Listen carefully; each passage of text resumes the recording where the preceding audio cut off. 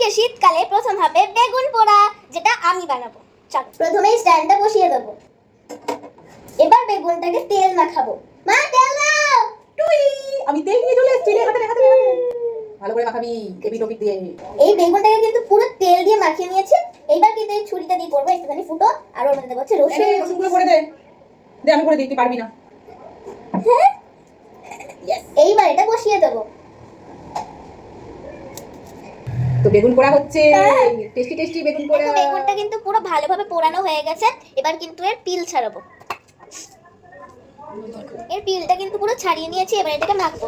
প্রথমে পেঁয়াজ দেবো, পেঁয়াজ আর লঙ্কা দিয়ে দিলাম। এবার ধনে পাতাও দিয়ে দেবো, সব দিয়ে দেবো। সামান্য একটু সর্ষের তেল, ভালোভাবে মাখবো। এবার দাঁড়া দাঁড়া, তুই তো লবণই দিসনি। লবণ। আমার বেগুন পোড়া কিন্তু পুরো কমপ্লিট হয়ে গেছে। এবার কিন্তু এটা ভাত দিয়ে চাপ পিস করে খাবো।